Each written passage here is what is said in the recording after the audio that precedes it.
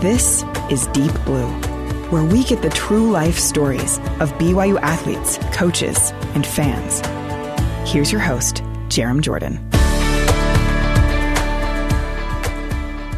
On today's show, we speak with one of the best coaches in the country at his sport. Add in that he runs ultra marathons for fun. Yep, for fun. And he's a fascinating figure already. And what's the story behind Coach Cry holding him after a game when he was a baby? He's the men's volleyball coach and a friend of mine, Shawn Olmstead. What's up, Shawn? Not much. I appreciate those words. Consider you a dear friend, and really excited to be here. This is cool. This is just going to be fun, I think. Well, hopefully. You've been here Every before. time I talk to you is fun, and I enjoy all our discussions. Likewise.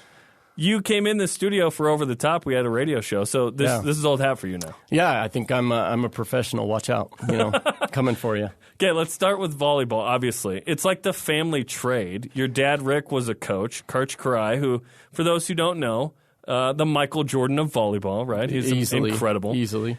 He's Karch's high school coach. Yeah. And then Rick is this longtime, well-respected referee in Southern California in volleyball. Yeah. You have multiple siblings play volleyball. Yeah. Obviously Heather is the women's volleyball coach at BYU. You're the men's. Lacey was a libero. Was Heather a libero as well? No, Lacey was a setter. She was a setter here at BYU Hawaii, then transferred and played here at BYU. And I was watching her at Fresno State in a match against Fresno State in Fresno when she blew out her elbow diving for a ball, and so that kind of cut her career short. But Lacey was setting here. Heather was...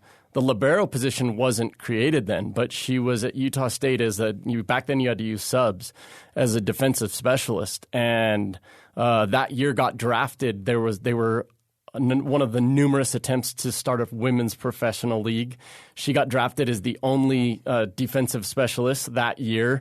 She had an unreal career at Utah State. I mean, we're talking knocking BYU out of the NCAA tournament. I was at that match at Utah. Wow. At Utah. They were a top 25 program, I think, her last 2 years. I mean, Heather was a baller, and I give her the credit that she was a baller, and she was a tough cookie. She was competitive. Heather tough? I wouldn't have guessed. No, but she's so tough. Yeah. Oh, yeah, but and then you were a two-time national champion at libero. Yeah, I was fortunate to come to BYU as an outside hitter. I do joke with Heather that I hold the all-time record at Carpinteria High School with 47 kills in one match, but that record will never be surpassed. So, but I came here, and very quickly I realized that I can't jump like Joaquin Acosta, and I'm 4 inches shorter than him. I can't jump like Jaime Mayo. I don't have the arm like Luka Slave. But I had really, really good ball control because family, that's all we did was play volleyball, and we were fortunate to live right on the beach in Southern California. So that's what the game is on the beach, is ball control. And so Carl came to me and said, in a Carl way, Carl McGowan. Yeah, Carl McGowan, excuse coach. me. Yep. Olmstead, you're never going to play outside hitter here. What was that like? That's why I have the pause, and unfortunately we're not on TV where we can see the face, but you're kind of like, okay, but you could be a great libero, so you're going to be libero. And it wasn't a choice, and it was just, you're going to be a libero. Coach, I had 47 kills in the match. I was about to bring that up, but the great thing is I knew those guys were better than me, and that's okay. That's not a bad thing. But because Carl did that, I was able to have a great career at BYU because I could pass and I could play behind the block, and I think I still have a few kills. I think 3 or 4 in my collegiate career. You went 3 for 3 one year, 1,000%. That's what I mean. So we've got that, but and I was fortunate to play that position and thrive in that position when it was before me there was probably Brad Goldston, Fernando Pessoa. I was maybe kind of the third libero, and Nando and I went back and forth a couple of years. But just a volleyball family. That's what we did. And I look back now, and it wasn't pushed on us. It was just our lifestyle. Like, it was our life because of my dad, and he was coaching. And like you mentioned, Coach Karai, and hopefully I'm not getting too ahead of myself when I think now I go, man, dude, how fortunate I I was as a kid, those people just came to our house to visit my dad. Coach Cry came to your house. Oh, yeah. They'd show up when they were passing through town, and great coaches like Marv Dunphy and Al Skates and Carl McGowan. I mean, Carl took me out. Could be a recruiting violation, but I remember Carl taking me to lunch, just he and I, when I was like 10 or 11 years old. He took me to the Elephant Bar. Not in that sense. It's Bar and Grill in Santa Barbara, an old local place. And took me to lunch and wrote me a nice letter after he got back to Provo. Thanks for going to lunch with me, Shawn, and what a great time. I'm like, whoa. But so you had this relationship a decade before you even showed up. Yeah. Carl was super involved with BYU Hawaii, where my dad played. At the time was called Church College of Hawaii. And he was a non-member there, as was Mike Wilton, a former assistant. Dennis Largy, the former dean of religion here at BYU. These were all the non-members on the team. There was 3 of them, and they were great volleyball players. So Church College of Hawaii, I mean, they beat UCLA. They were beating teams. Whoa. They were playing in those tournaments, back then. And so I was just fortunate to have those guys. I didn't know any different at that time, and now I look back at the pictures on my desk of Karch holding me when I was 3 months old. Of course, that I just knew Karch. I was fortunate. Tell that story. Yeah, so my dad was coaching the Santa Barbara High School, the Dons, and they were a really, really darn good team, and that was the top division of high school in California. And I was born in March, and the playoffs, I think, were in early May. So I was, 2 to 2.5 months old in a onesie, like a little green overalls, green and yellow for the Santa Barbara Dons. And Karch is the long hair back in the 1978, baby, long hair, surfer kid. And here he is running around the stadium, just winning the state championship. And it was a ton of people. I think they might have played like Miracosta, one of the powerhouses. And there he is carrying me around, and so... Here, Karch, you just won state. Here's a baby. Yeah, here's a baby. That's good. I see holding a baby. See, you asked me. I don't know because I don't recall it. You're like, well, I enjoyed it. It was great. I do have the picture, and I have some other great pictures of Karch attacking. I had one that I know Karch well enough to, I text him, call him. That it's not a big deal. He's great. He's awesome. But so I sent a picture with him that I found in my dad when we were just going through old stuff. I'm like, Dad, look at the video. We were watching old film. Look at these pictures. These are classics. My dad's like, my dad. So that's the exact I don't know. It's been there. Yeah. Okay. And so I get this one picture. It is, I think you've seen it personally. He's coming around and hitting an X and just jumping out of the gym, 40 inches probably, and jumping out of the gym, and my dad's in the background coaching in a full beard, and so I sent it to the USA gym with one of the players. This was years ago. Hey, tell Karch to sign this. I'll shoot him a note that he's getting it, but I'd like to frame it. It's got my dad in there, and Karch writes me, and he gets it a couple days later when the kid traveled out there, and Karch goes, Shawn, I've never seen this picture. I need a copy. Yeah, Karch, I'll go to Costco, I'll make Karch a copy. All right, Karch, I'll make you a copy, and sent that to him. And anyways, so those are, my dad and his dad are very, very good friends. Every Saturday morning, East Beach is the breeding ground for beach volleyball in Santa Barbara. It's just a beach stacked with courts as far as you can see. And every Saturday morning, they started at 8 a.m. They were called, they played 8 a.m. to noon. They had a four guys, and they would just play. Anyone would come up, like down in Southern California, you kind of challenge, hey, we want to take winners. And those guys were like, nah, get out of here. You're not messing with our game. Like, and pretty quickly that was known, though, locally. Like, nope, you don't mess with Karch's dad, one, because he'll get after it more than my dad. But you just leave those guys. They're doing their thing. And so I grew up digging in the sand, losing keys, losing wallets, just being a kid every single Saturday morning, as long as I can remember. I met famous NBA guys down there that would come down to meet volleyball players. Wilt Chamberlain was down there. Who played volleyball. But he would come down there to play with Kathy Gregory, former UCSB, very, very famous coach. 30-something, maybe 40 years as a coach there. He would come down there and play with them. Wilt Chamberlain, So I've got autographs with Wilt, pictures with Wilt. So just fortunate to be around the sport for so many good years. What a legacy your family has had in that. And it's still, I feel like you have 10, 20, who knows, 30 years left of this, right? Still of who knows, of coaching. And Heather is the winningest coach in active women's volleyball, and you are the men's volleyball active winningest coach.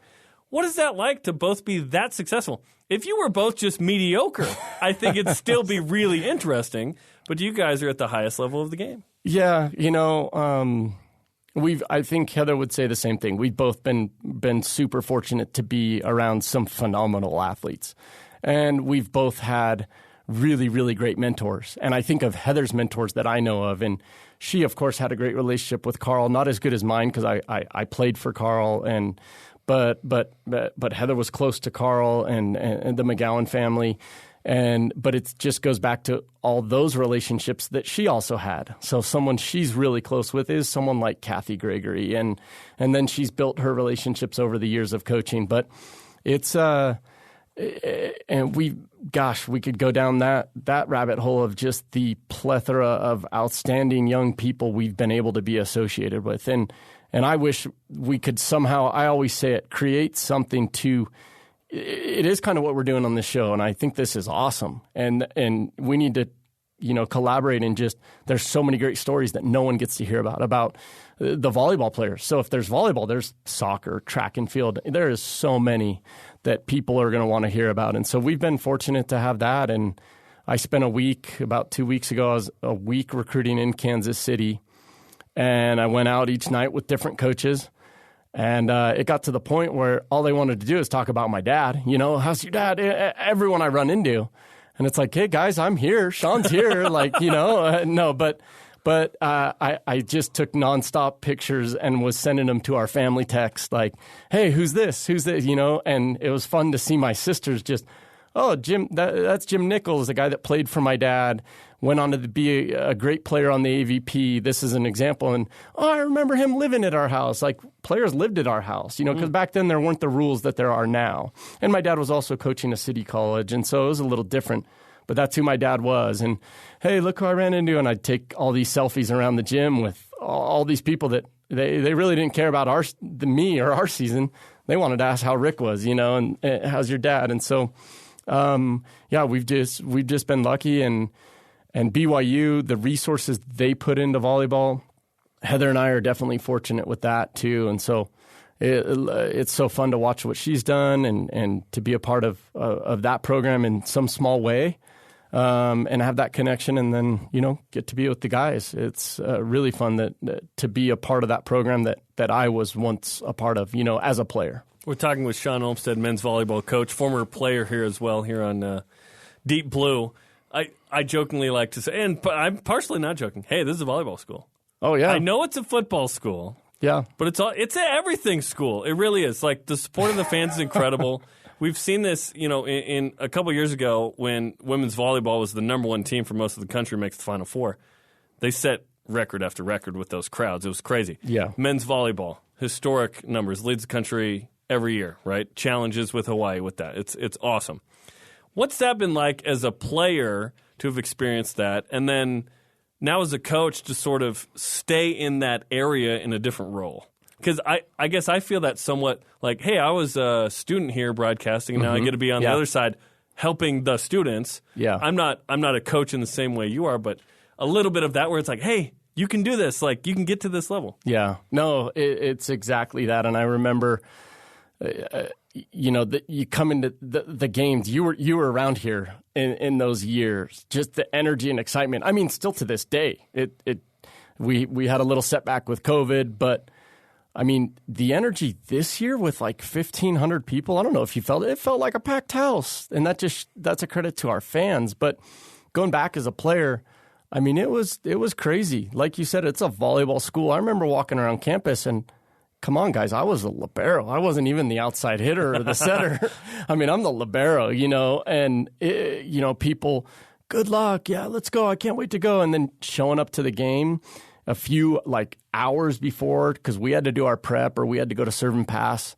And there's a line out the Smith Fieldhouse, and then you're getting into the match and you're having the fire department shut it down. Like, all right, we're at capacity. We're beyond capacity. Let's get out of here, And so then to just be a small part of it as a coach, I have to give credit where credit's due, which is the BYU athletic department, the promotional side, the event. They make it this great experience. You're on the floor, you're right there. You feel so close to the players, and I think that's what's so cool about volleyball. Football's exciting, don't get me wrong, and great, but you're still kind of far away. The Marriott Center, the same. Like Smith Fieldhouse, you can get right there. I can't tell you how many fans try to talk to me before the game, which is probably for another podcast and another time. But I'm in the zone. But you're right there, and so I can't tell you how many times I've looked up and kind of lost myself in the moment of like, wow, dude, this is awesome. This is crazy. Like, look at this. This is crazy. And then to see your guys enjoy it and embrace it, for me as the guys, I'm sure it's the same for Heather. Just, fortunate that, man, okay, I do consider myself a small part. And so, man, I'm a small part in this, and this is exciting. And I got to be a part of that as a player. And so now I get to help those guys experience it and try to take full advantage of it and appreciate it and be grateful for it, every one of them, because before you know it, it's gone, man, and you hit the real world and you're like, what? I got to go to work now from 9 to 5 or whatever and punch a clock or punch a computer all day? Man, what it would be like to go back to those days of the full Smith Fieldhouse. And so if we can take advantage of every little opportunity and moment, I think we're going in the right direction. You take the women's volleyball team to the Final Four, the national championship game, unseeded in 2014. It's this incredible run. And then, Chris McGowan steps down as men's volleyball coach. There's an opening there. How quickly were you thinking, hey, I'd really want that? And how long had you had the thought that maybe if there was an opportunity with the men's team that you would want something like that?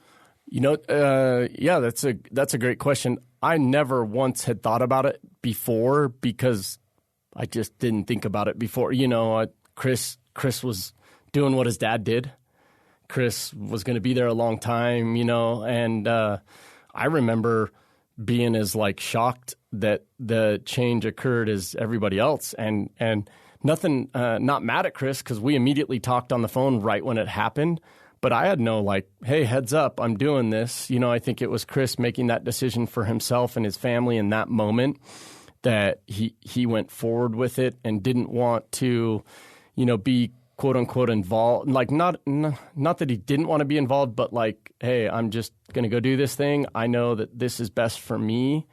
And so I had never really thought about it. You're in our grind of the women's volleyball. I was loving what was going on with the women's team. We were moving in the right direction. Alexa Gray, Jennifer Hampson, we could go on, and the recruits coming in the years after that. I had committed Mary Lake. I had committed Ronnie Jones. Ronnie Jones. But McKenna also. McKenna Miller. Sorry, I'm thinking now she's married. Kennedy Eschenberg soon after. Eschenberg, I committed. I was going to her basketball games at Bountiful High School. So there was going to be... These are all Americans. Yeah, all of the people all of you them just are all named Americans. All Americans. Think about that. And so things were moving in the right direction. But then when that did occur and BYU, the administration talked to me right off the bat, I began to then process and really take, really start to feel all the wonderful things that the program had given me as a young man and at such a crucial time in my life that I slowly began to think that way. Does that make sense? As a man, as a father figure, just the lessons that I took from it. And it's not like you don't get those lessons with the women's team, but I felt a part, I was a part of BYU men's volleyball. And so you felt that immediate connection. And I also immediately knew that my sister was well prepared and ready to jump right into that. But that wasn't my decision to make in terms of her accepting the job. That, let me make that clear. It wasn't like this worked out deal. All right, here's the deal we're going to make. I mean, Heather had to make that decision on her own, but I knew she was prepared. So I knew that, hey, there's a good chance that she'll become the head coach and they're going to be in good hands. They're going to get rolling. They're going to just keep rolling, and so there was a lot of that, where I didn't feel like I was bailing or moving away or dropping things and just leaving for the next thing. I felt this connection to the men's team. The men's team was going to be in great hands, and it was exciting, that I was able to have that opportunity, and Heather was as well. Right away, you have success. Just right away. You don't have a season in 2015 because it's fall 2014 for you. Yeah. And then 2015, there's no fall. It's into the winter of 16. Right. It's kind of a weird year. Yeah. But 16, you go to the national championship game. 17, you go to the national championship game. 2018, you get to the Final Four. 2019, you're rebuilding. 2020, you have the number one team in the country when COVID calls it. And then last year, you go to the national championship game. How have you been able to continue and even elevate BYU men's volleyball to stay and compete for national championships? That's hard. Yeah. It's always hard, and it is hard. And I think it's important, too, that I look at those years that I immediately took over and give credit to the former staff that had some great players in the pipeline. I'm not going to come in here and say... You inherited Ben Patch and Brendan Sanders. 100%. Leo 100%. But I will say that Brendan, I joke with him all the time that I think I was the one that locked him into coming, because when we were at UCLA when they played Irvine in the finals, I think you were there. Brendan was still indecisive. He's indecisive, with Jake Arnitz. With Arnitz. Who's a UCLA guy. With Arnitz. And Mom came up to me and said, Shawn, I was the head women's coach. I was just going there to cheer on the guys. Yeah. I was rooting for them. And she said, hey, I want you to go talk to Brendan and get him to go to BYU. So I went over there in front of Arnitz and just said, hey, I don't know if I'd ever met him, but he probably knew who I was. And, I, of course, knew him and Taylor, and I just said, he's a top 5 recruit in the country. Oh, yeah, bro. Yep. Took him aside and just said, come on, man. Come on. You're going to come here and do what your brother's done, and you're going to do it just as good, if not better. And you got to be at BYU to be able to do that. And look around you. Look around you. We're at UCLA right now. It's BYU. Granted they weren't playing UCLA, but what I was saying is, look at this. This is in Southern California. Yeah. And this stadium is full of BYU. And so we joked over the years like, hey, I got you here, But no. So Chris and Rob and those guys just had a great group of guys that I was able to just maybe ride their coattails for a few years. And but we were competitive, and we continued to rebuild, and we brought in guys like Gabby and Lipe and Will Stanley and Mickey, and so we were able to kind of bring in those guys that made kind of their stamp on this program. And so there's a part of me that looks at it that way, where 100% I'm grateful for the guys that were here, and I was fortunate again to be a part of that team, and maybe that's why this last year means even more to me. In a different way, because those were finally our guys. Those were our guys that we had brought in, all of them. You could say Eschenberg was a commit because he went on a mission with Rob and Chris, but he never played, he stepped foot on campus with me as the head coach off his mission. But every other one of the guys is guys that we brought on here, and did our best to build something special, and I'm certain, and we did, and so that's what you've got to do. But Carl began this tradition and this program, the history behind bringing in great players, and getting these kids to get on the same page, both members of the LDS Church and foreign non-members, and maybe even some non-members from the USA, to get them on the same page and represent BYU, and they've done it well. So I think we've had a nice program built that continues to feed into that, and we look forward. That's the standard we've got, and we understand where we've got to be as a volleyball program. I believe what you said. We're a volleyball school, and so Heather and I have got to keep that thing rolling. Got to keep it rolling. It's fun to watch. Can't wait for the upcoming season. It's going to be great. Okay, so the influence in the Olympics is notable as well. Of all the sports where BYU represents in the Olympics, it is volleyball. So Taylor Sanders on that 12-man. There's a couple alternates. There's obviously Mike Wall is an assistant coach with the men. Lucas Labe is an assistant coach with the women. Man, the history there is incredible. What is it about BYU men's volleyball being able to supply professionals and Olympians that this has been a thing since the 60s. Yeah. Well, you also look at the coaching tree. If you went down a coaching tree nationally in women's top programs, in men's top programs, that all goes back to Carl McGowan. Yes. 100%. And back in the day, Carl McGowan, you had coaches that were leaving their jobs. Marv Dunphy left Pepperdine after he was already the head coach to come get his doctorate degree here at BYU. And live with Carl. And and every time Marv comes into town, hey, Shawn, let's go on a drive. What, Marv, you want to go on a drive? Yeah, I want to go show you the house I was in. Yeah, okay, Marv. So drive up the canyon. But so many coaches did that people don't even know about. And, then you just have this great group of players that Carl began to build. So I keep bringing up Carl because I do believe it all started with him. And you look at that team that won a gold medal in 2008. I mean, Hugh McCutcheon's the head coach. That was a former All-American here. My coach, he was the assistant that I played under. Not my assistant, but Hugh McCutcheon's the head coach. Ron Larson is on the bench with him, another BYU grad. Rich Lamborn's the starting libero. That's a national champion player from 99. Ryan Millar's the starting middle, 99. I'll probably forget guys. Was Rob Browning helping out Rob in Browning, any way? Rob Browning was the statistician. Former assistant here. I mean, look at that. That's on that team, that is BYU. And it's just continued, and now it's gone over into the women's game with Luca, leaving here when he was coaching. We had some great years together and came to me and said, I've got this opportunity. Yeah, you got to go, man. This is awesome. And he continues to represent BYU. He's at NC State now. NC USA State women. as the head coach, and you've got look at the volleyball teams that are going to start in Tokyo here soon. You've got Mike Wall on the coaching staff. You've got Taylor Sander on the floor.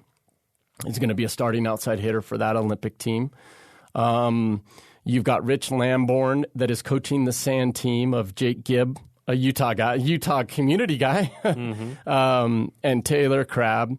You've got Lucas Slabe on the floor with the women's side, BYU. And so it's just been, a tradition of these great players and great teams. And then you've got alternates in Brendan Sander. You've got Ben Patch. You've got all these guys that are still playing professionally and doing a great job representing.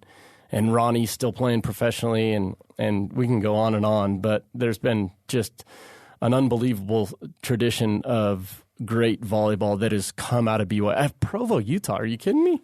Provo, Utah. As Carl said at the 50th anniversary of BYU men's volleyball banquet, he said, maybe it was Hugh, one of the Australians coming up, said, "Oh, you think the beaches in Australia are great? You got to see Utah Lake." Yes, exactly. I've heard that one many times. Let me take you down to Utah Lake. Yes, it's the worst.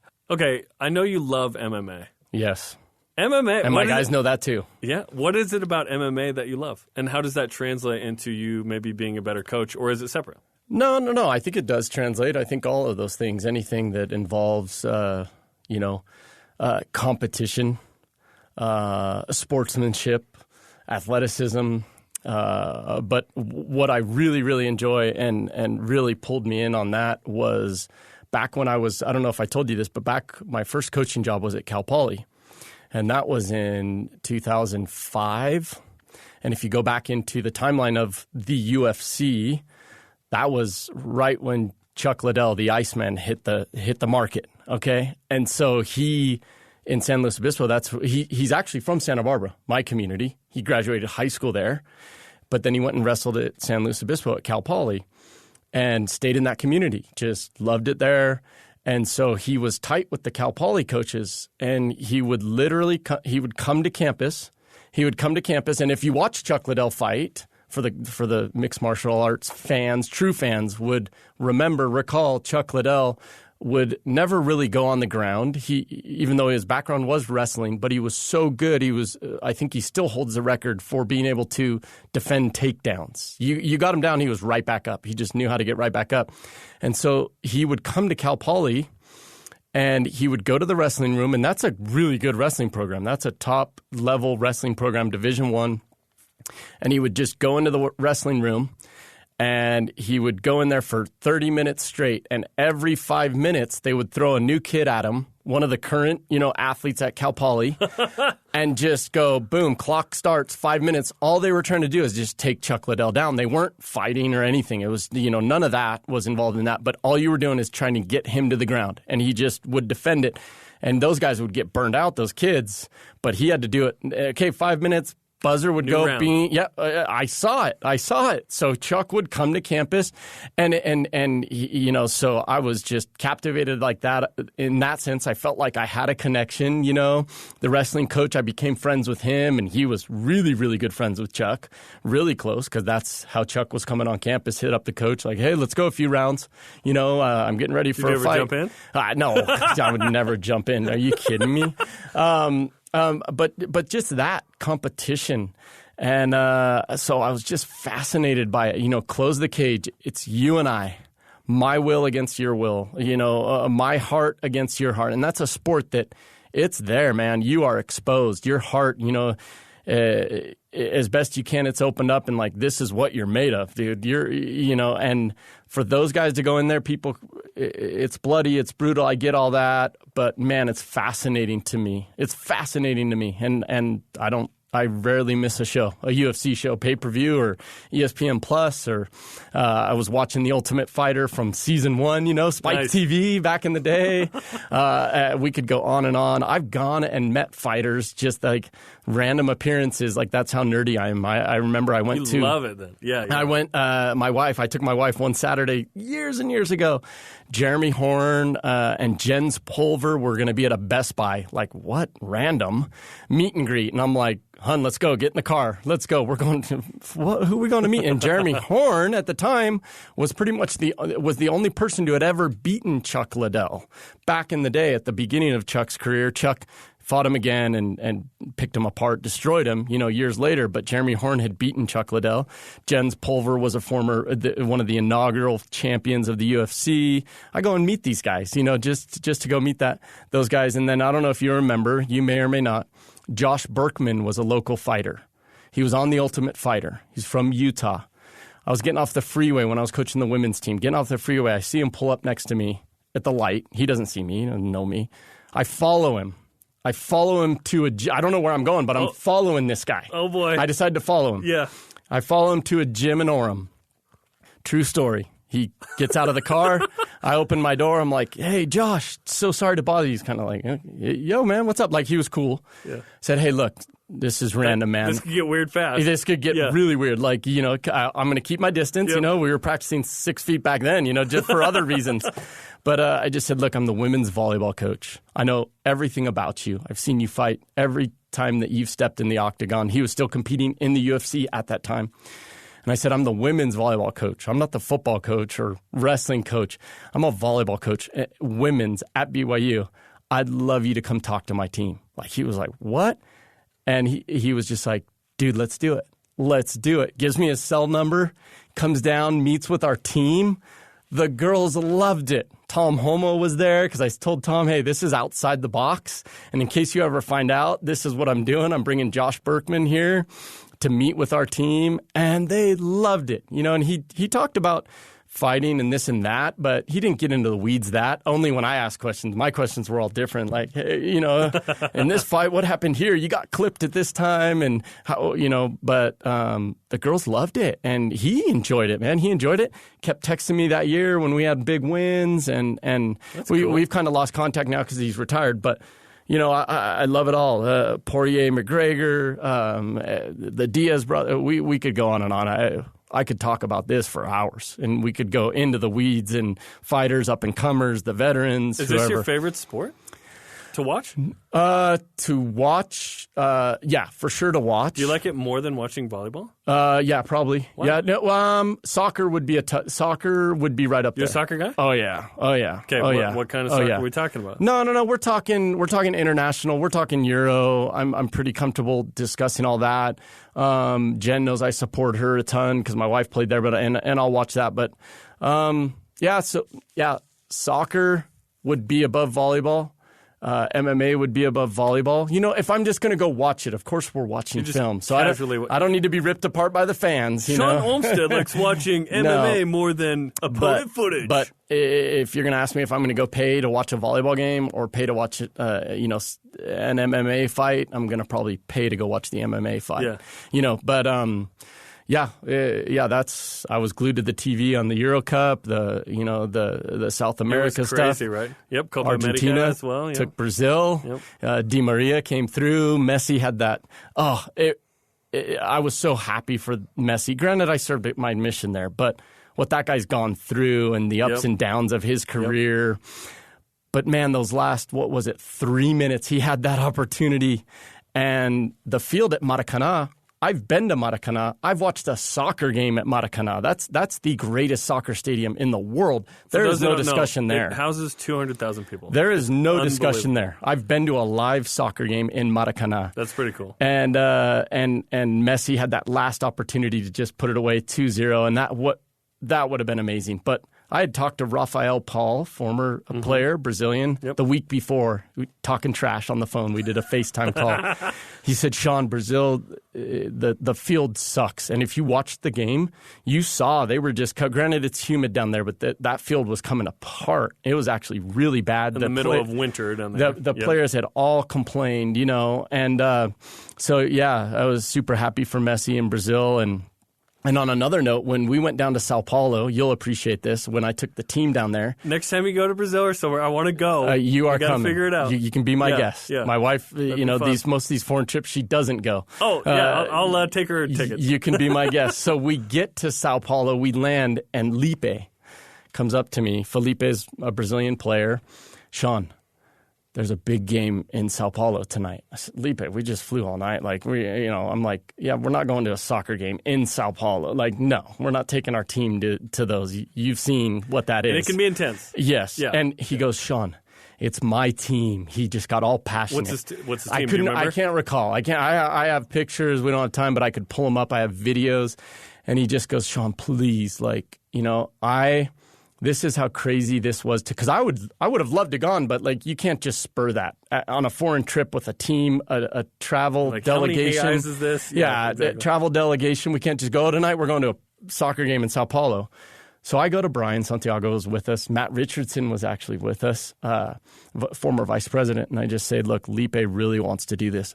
I wanted to go, but like I said, the timing was boom, we land there, and he goes, my dad just told me my team's playing here in Sao Paulo against a team from Argentina, another club team. Oh, interesting. So I just go, Brian, what do you think? And Brian goes, yeah, Shawn, no. And then he just goes, Shawn, ask if a few of the guys want to go. Let's make it work. And I go to the guys, hey, you guys are all dead tired. We had nothing on the agenda. It was more sleep. Just that night, we're going to get dinner and go to your rooms and curfewed and everything. Who wants to go to a soccer game? I was blown away. No one wanted. One guy, Price Jarman. Only Price. Who's up for anything? He is up for anything. Only Price. I was shocked.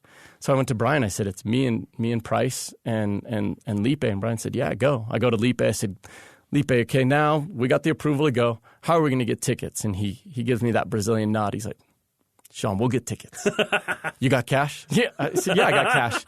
Give me all the cash you got. Let me keep track of it. Finder's fee of 10%. We go to this game. He scalped us the greatest tickets. We were in this private. We had food. It was the stadium down there. The stadium, Jeremy, was moving like a wave. It's dude, this thing is going to collapse. Fires in the state. It was so cool. And I'd been to a game at Maracanã, again on a really good governor. It was a ticket from the governor of the state of Rio. A former player knew him. So I was in those VIP seats again, but it wasn't that other stadium in Sao Paulo was insane. Game's over. We go out in the streets and it's just full madness. The Brazilian team won. It's scary madness. And it's how are we freaking getting back to the hotel? Yes. I pull out my phone, start recording because it's just people, their chants, they're dancing, and we can barely move. I pull out my phone, and this guy grabs me by the shoulder, a Brazilian, not, no one I ever knew, and he just looks at me, and he goes, no, put your phone away. Because I think he knew I was probably American. He probably heard Price and I talking, you know. Yeah. And he goes, put your phone away right now. And I'm like, I got it. Thanks, man. Enjoy this. So anyways, well, not only enjoy this, but you're going to get that thing swiped in about 2 seconds. Oh, gotcha. You know what I mean? Like, you. hey, dude, like you're in trouble. Would you recognize if I said the name? I don't know. Palmeiras, Corinthians, or Sao Paulo FC are like the top flight teams. Yeah, but that was the Sao Paulo team. See, Lipe's from a different part. Maringá. Yeah. And so it was more his team. I just don't recall. His team came into town. Yeah, something like that. Yeah, Gotcha. That's amazing. Okay, because I took to the Premier League 2 years ago. Yeah. I'm going into year 3. A friend and I were like, dude, let's have a Premier League team. Yeah. Let's jump in full bore. Yeah. And we chose Chelsea, who was the top 6 team and going to be good and on TV more, and Blue and Nike and London and Christian Pulisic. Yeah. Those were our reasons. Yeah. And it's been one of the most enjoyable sports journeys I've been on. Oh, yeah. Obviously, this last year they win the Champions League, and it's like really special. Yep. Which I couldn't really appreciate given the new fandom. Yeah. Supporters, you know what I mean? Yeah. Like, we You're waited jumping for on the this. bandwagon. I waited 2 years. Like, no. My whole life. Yeah. Oh, yeah. So it was still fun, but like, I kid you not, I look forward to the Chelsea games more than I do, say, the Jazz. I kid you not. It's weird. I don't know, because I am an NBA polygamist. On your side, yeah. I like the Blazers and Jazz. Yeah. Grew up in both. No. But like, it's so fun. And you know, I can go back to because I'm a fan. You're a fan of, BYU sports. Obviously, that's why I have this job. But it's like, my role is different. Your role is different. Yep. It's fun just attached to a club and ride the highs and lows of that team. Yep. So what has this journey been like for you, like growing up, knowing about BYU, having this relationship with Carl, as you talked about, to you play at BYU? Yeah. You win national championships at BYU, and then you go to Cal Poly, go Mustangs. Yep. You go to, was it Utah State after that? Aggies. Okay, and then you come home, back to BYU with the women's team, and now you're with the men's team, and now you're like competing for national championships in front of these packed houses in the Smith Fieldhouse. You're going on the road, and road games are neutral or home games for BYU because of these fans. What's that experience like for you? Yeah, it is actually one of those experiences that as you try to do your best to attempt to describe your fandom for soccer on this microphone and in this room, in reality, that's not going to relay that well to everybody listening. So no matter what I say, probably won't sink in because nobody's me, if that makes sense. Not in a arrogant way in terms of, dude, this is crazy. It's crazy. I wear this wristband. I've worn it for a couple years now because I really just believe that it's the lucky ones. And I shared it and gave all the guys one a couple of years ago. I just think that, man, I'm one of the lucky ones, and that could, for me, the reason I wear this is because that can just encompass so many things. I feel a deep sense of gratitude to my Father in heaven for who I am, the family that I've been blessed with, from my family to my own family now. And I just look around and there's so many people that have so many different struggles and difficulties that, man, I'm lucky, and I hope I never look beyond that, in any sense. And that the lucky ones applies to this job. Coming up, it's every young LDS kid's dream to play at BYU. And that's why I understand when kids reach out to me and explain to me that that's my dream and my vision. And the hard part for me is a lot of times telling these kids no. That it kills me, Jerem. It kills me. It's seriously so difficult for me. And maybe I need to have tougher skin, but I know where they're coming from. And then I came here and I got to be a part of it. I was a walk-on. And then I got to be a part of national championship teams and play for Carl McGowan and be here at BYU. And then when you go into coaching, I went into coaching. I got into it because I wanted to be like my dad, because my dad was a coach. I always have looked up to my dad and everything. I also wanted to be like Carl, because of the impact he had on my life. And so I knew from the moment I stepped on campus, I was going to coach volleyball. I didn't know, maybe club, maybe this, make it work, make a life of coaching. And then here I am full circle back at BYU. And so I do everything I can to never, just any moment or any opportunity, any moment to reach out to somebody, to put my arm around them, to give them a hug and tell them thanks for their support, thanks for being a BYU fan. I'll do anything. I've done some crazy things. I'll show up at birthday parties and, because I just know, like, if someone good to know. I know what they're I know what they're feeling.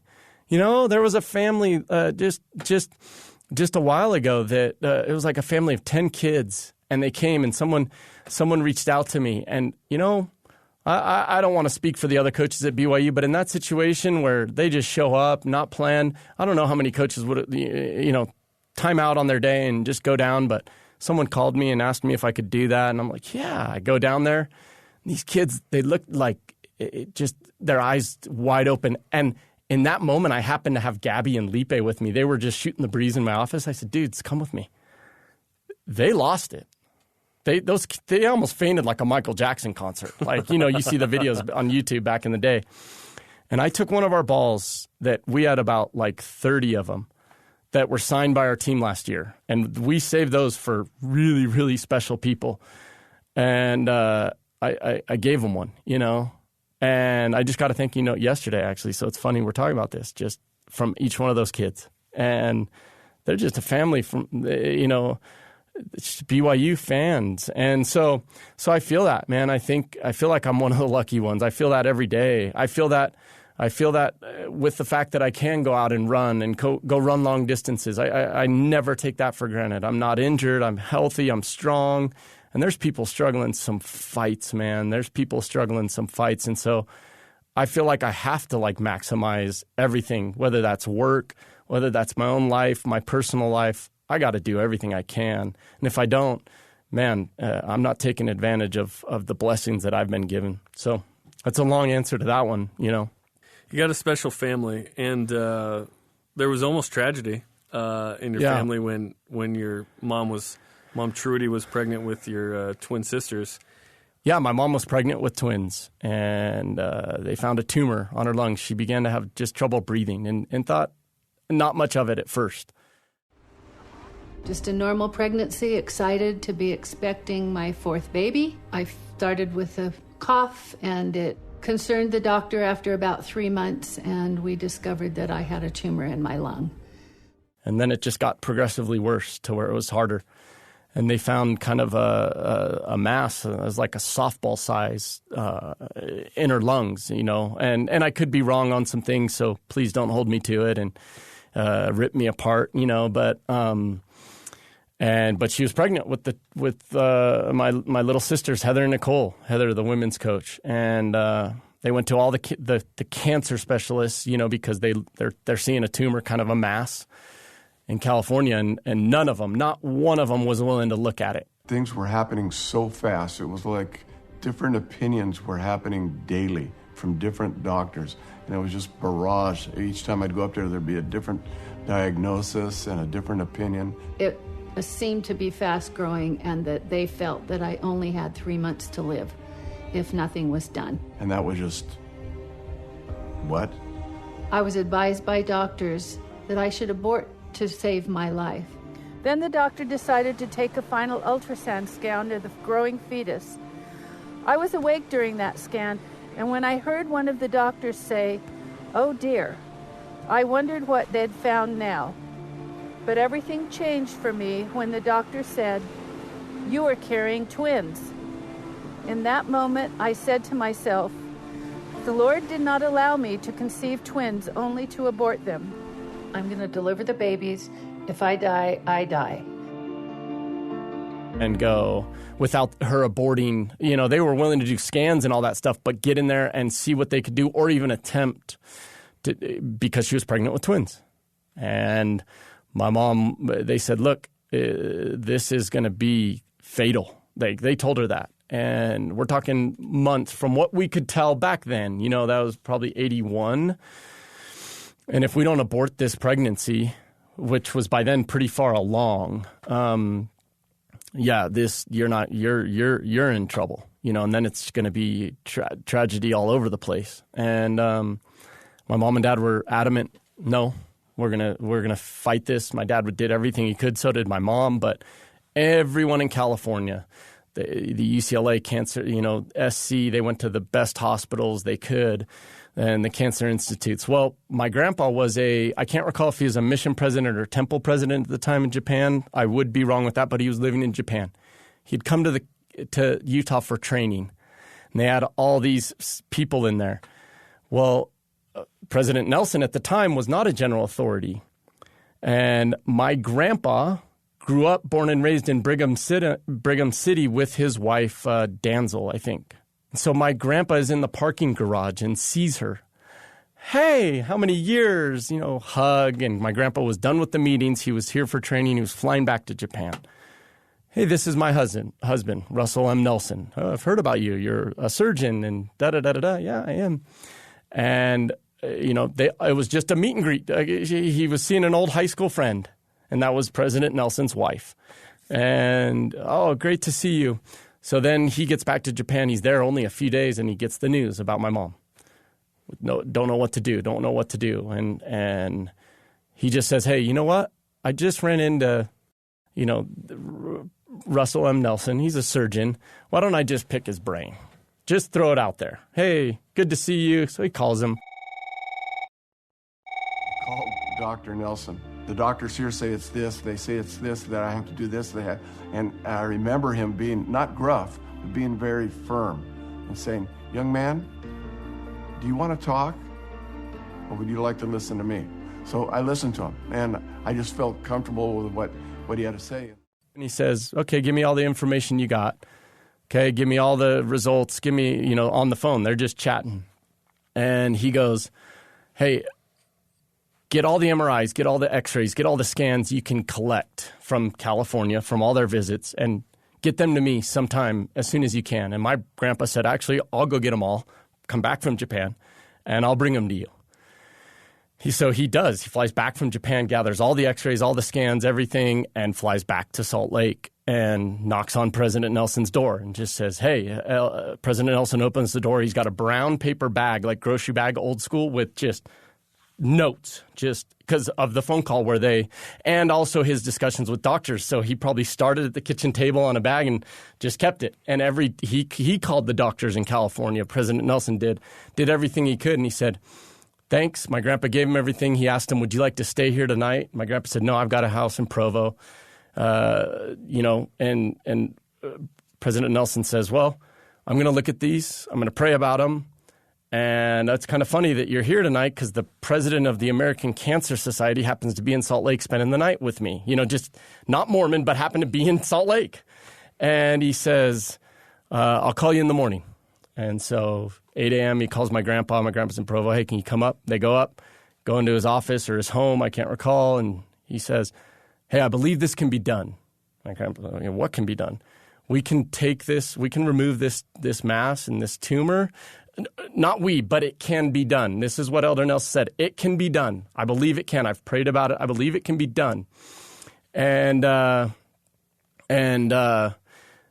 we can save this pregnancy.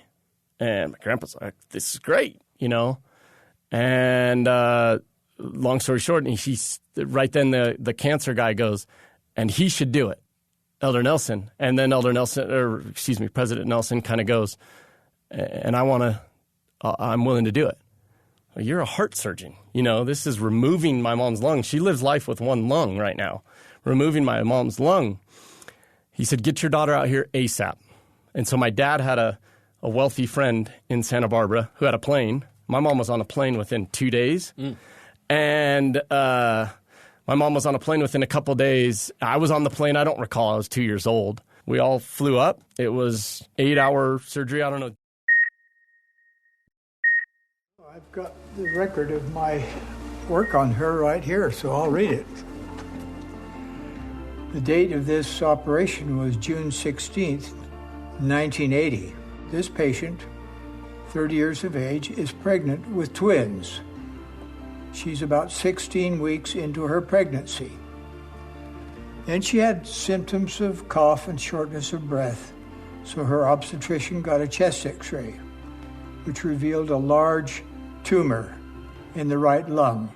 I operated upon her at their request that the only way that we could remove it surgically was to take out the whole lung.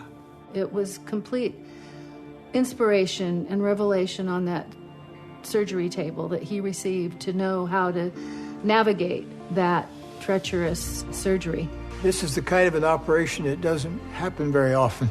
In fact, one time in my career, when I got down to the very most crucial part of the operation, I found that there wasn't a way I could get the tumor away from the heart.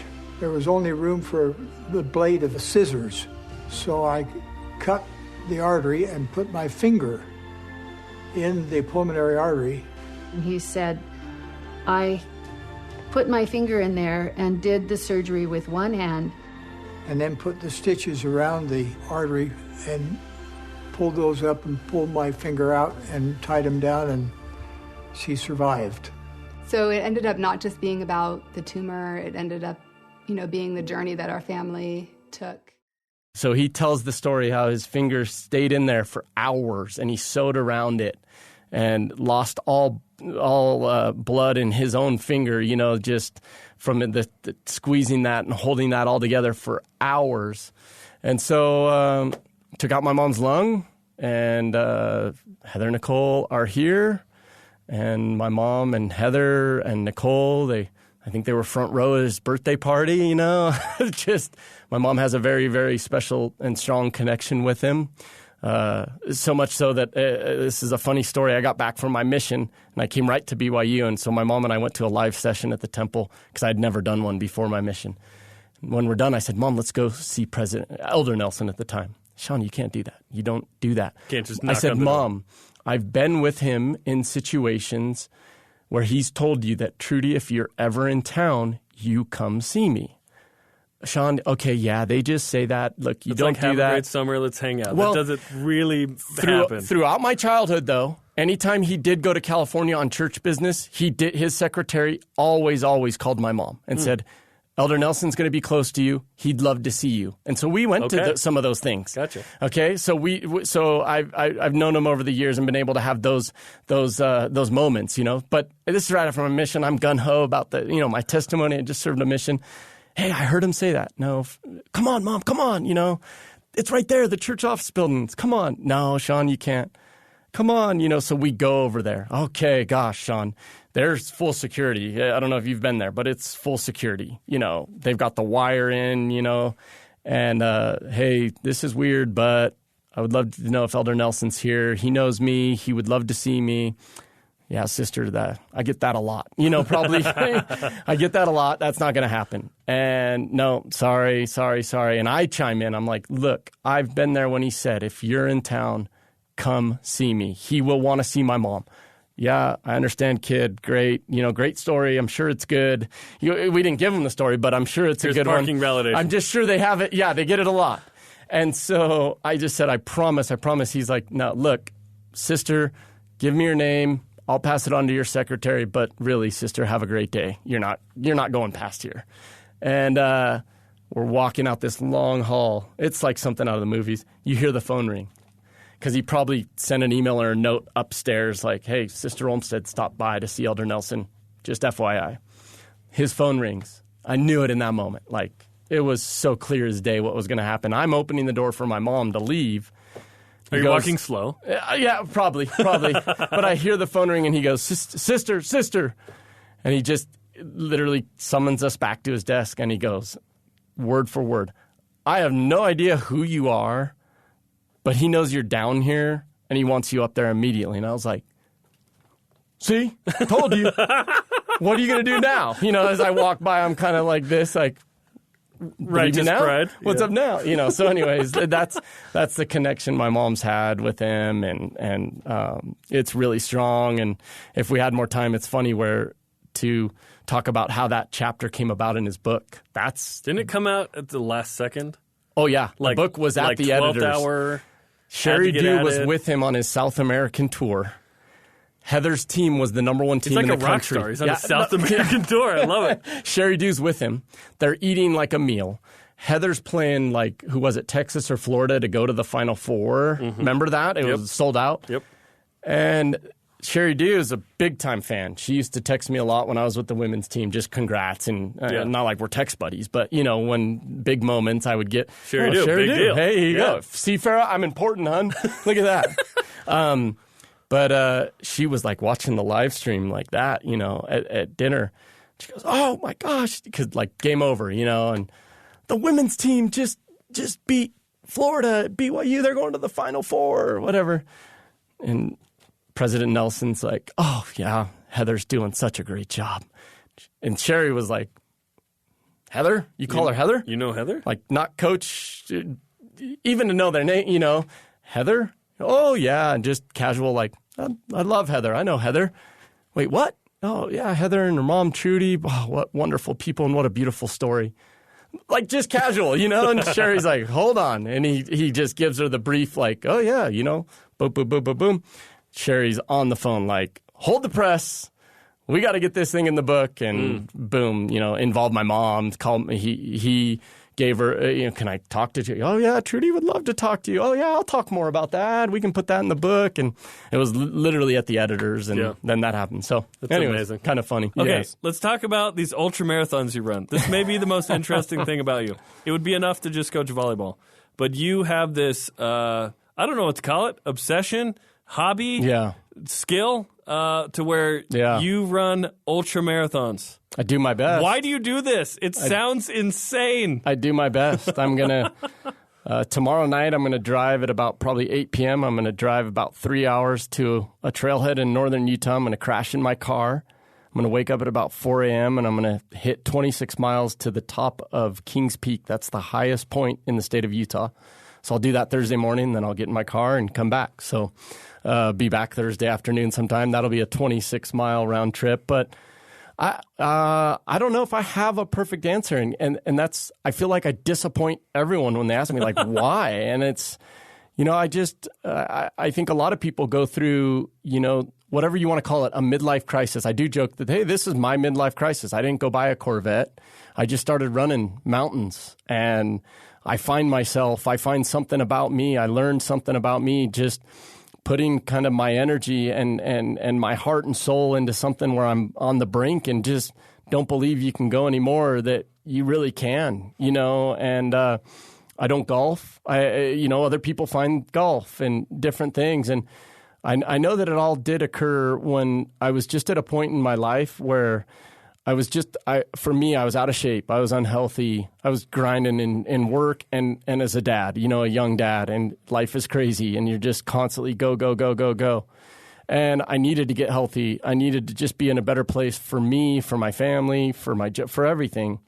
And I was listening to a Joe Rogan podcast, which don't get mad at me if you go look at that, and you know there's bad words and I watched stuff. A few at lunch today. I know. Okay. But he's got the best guests always, and he's sitting there talking about these people running this 240-mile race in Moab, and it was an inaugural race, and I'm like, I don't know why, because it doesn't make sense that I was fascinated by that. But then in the same moment, I was bummed because I was like, man, I could never do that. I couldn't. And then I go, wait, why couldn't I? Wait, yeah, you can. You know, it's kind of the coach in me going, heck yeah, you can. And the next day, I literally woke up, tied my shoes, and probably ran 1 mile, maybe 2. And then I just went from there, and I held myself accountable. I immediately tried to find some crazy race that was doable, not jump right into the 240. But I found a Squaw Peak, a local race, a 50-mile trail race that was like 6 months out. And I said, all right, I'm going to pay the money, and I'm going to do it. And a 50-miler. A 50-miler, yeah. That was my... To Squaw Peak. You run all around here, Vivian Park, back towards Heber, up towards Strawberry Lake, and then you come back to Vivian Park. Oh, my gosh. But so now I've done that race 4 years in a row. I've done the Ute 100. I've done the Moab 240, and that was full circle for me. That was a moment, man. And I'll probably get emotional, but I'll hold it together. But that was full circle for me because I did that race. That was the race where I was like, what? These people are doing what? I don't know why it appealed to me because it sucks. You know? So like it spoke to you in some way. Yeah, it did. And then I did it. And I did it in October. And yeah, it's just I put my phone in airplane mode because I find that time for me that we all have got to have. And for me, it's to run up a mountain, man. It's I wake up early. I'll be on the trail at sometimes 3 o'clock in the morning. Tomorrow night, I'm going to sleep. I'm sleeping in my car. I'm going to sleep in my car. I'm going to wake up at 4 in the morning. I'm going to run 26 miles to the top of Kings Peak. I'll take a picture. I'll send it to you. And then I'm going to run back to my car, and I'm going to come home. And that's a day I'm away from my kids. But my wife, I think we all need that. And for me, that's been my health. And I continue to learn more and more about myself. You know, and I just continue to find myself more and more in that. And everyone does it maybe in their own way, and that's my way. And yeah, it's become sort of an obsession, maybe to the point of I got to slow down or, you know, be a little more careful. I look at all these peaks around, and I've been probably on all of them, probably every one of them that circle the valley.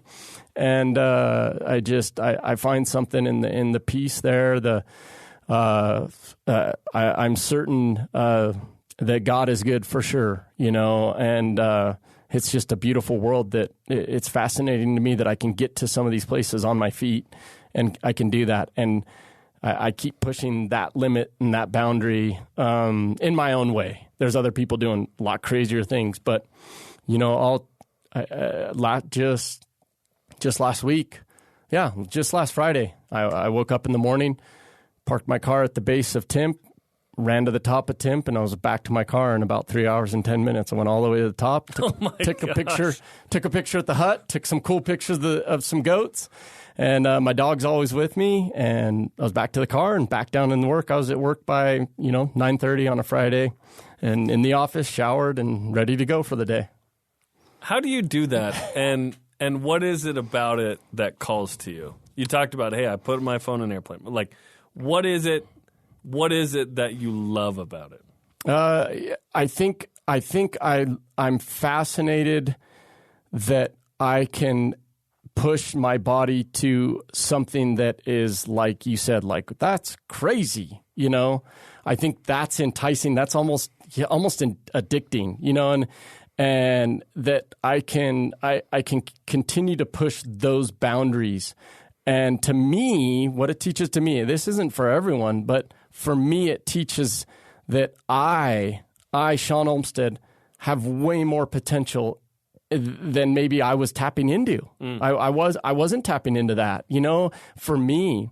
And so now it's just constantly searching for that. But man, if I shared with you the pictures and videos that I have some insane things that are just the most beautiful things you've ever seen. And you'll get up there,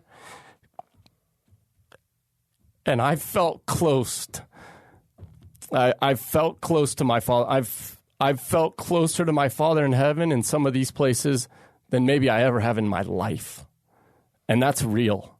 And that, you know, when I was going through Moab, that was Friday, Saturday, Sunday, Monday. I finished it Tuesday in the morning. There was moments in that race where heaven was there with me. I don't know who or what, but I'd never felt it more strongly in those times when your body is just depleted, just at its lowest. And it was some of the most spiritual for me. Spiritual is an interesting word. You can classify it in a lot of ways, but for me, were some of the most spiritual moments that I've ever had in my life, hands down. So everyone knows Chad Lewis, and one of the most famous athletes we've ever had at BYU, right? And man, that guy. Everyone is his best. Like everyone, you feel like you're his best friend if you know Chad. Which that's why Chad is Chad. And every time I've done a race, like he is just, Shawn, when's the next thing? When's the next race? So every time I'm somewhere new on a mountain, I always send a selfie to Chad. Always. He knows it. Every mountain. And I just remember that he'll always remember. I tell him once, he will remember 6 months out. Like I'm doing a big event, like my Ute 100. That was my first 100 miler, my Ute 100. And that's a big undertaking, and the day before, you got to, just pumping me up.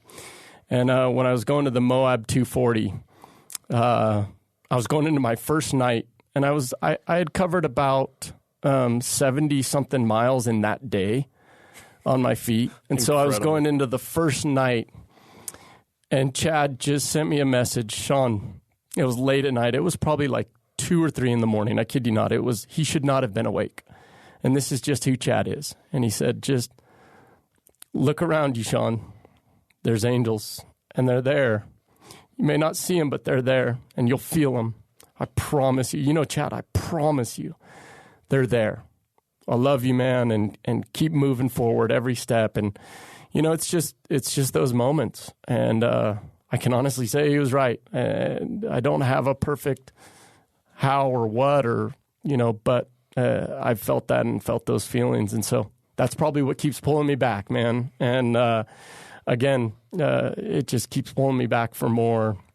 And, so I just keep trying to push those boundaries of my own self, my own heart, my own soul, and just my own peace, tranquil, just the special feelings and just those safe moments for me. That's where that's at. And for others, it's other places, and that's great. And to each their own, but I've definitely found it in that.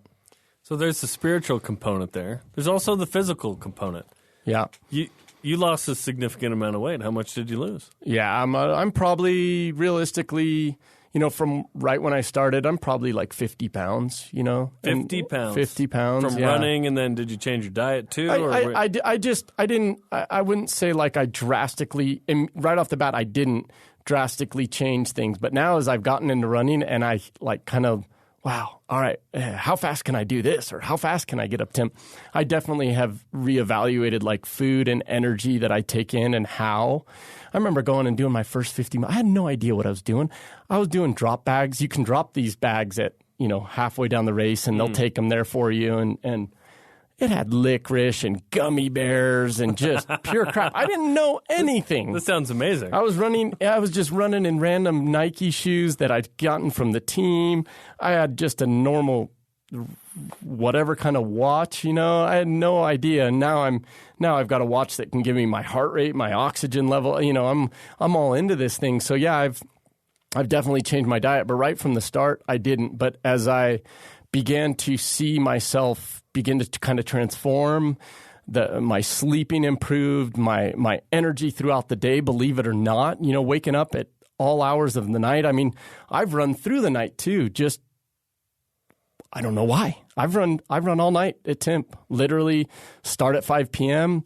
and get back at home the next morning at 6 or 7 a.m. and on to dad duties. And my energy level is better than it's ever been. My guys see it. My guys know it. My coworkers, everyone, because when you get to a point where you're unhealthy, it affects everything in your life, your moods, your energy throughout the day, your sleeping.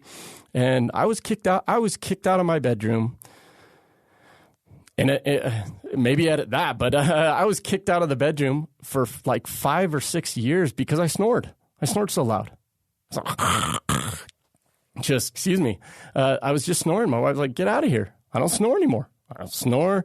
From running? Yeah. I just lost I lost all that weight, and I sleep way better, just sleep way more comfortable. No, I don't. I was literally, I kid you not, I had sheets and a pillow in the cabinets behind the TV that my family would joke about because they knew they were hidden there. Because when the kids went down, I made a bed on the couch. I put out a sheet. I had my blanket, my pillow, and I slept there for 5 to 6 years on the couch. And so I'm back in the bedroom. I'm a better dad. Like hands down, people may listen to this and go like, Shawn, you're crazy. This isn't possible. I am a better dad. I'm a better friend. I'm a better son. I'm a better brother. I'm a better husband. I'm a better neighbor because I run.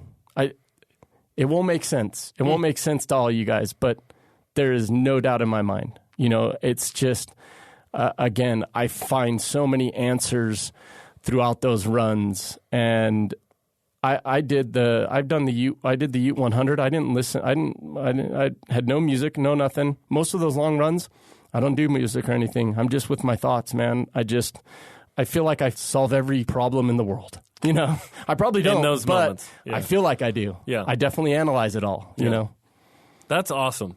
And that's one of the most interesting things about you is the ultramarathons. It's just like, oh my gosh, the physical and mental toll of doing that is incredible. Well, I feel like we should do part 2 and 3 and 4 another time because we've run out of time. Anytime. But you're a fascinating figure. Obviously, we have a close relationship with men's volleyball, and can't wait for next year. And thanks for taking a few minutes. Oh, you guys, thanks for having me. This is awesome, and thanks for all the support always over the years. I cherish it. I appreciate it, and you know that. So I'm really grateful for all that you guys as a studio, as a department, individually, all you guys do for our sport and our both programs. So thank you guys. That'll do it for us. Listen to previous episodes on the BYU Radio app or where podcasts are found. For Shawn Olmstead and producer Trent Reimschussel, I'm Jerem Jordan. You've just listened to Deep Blue on BYU Radio.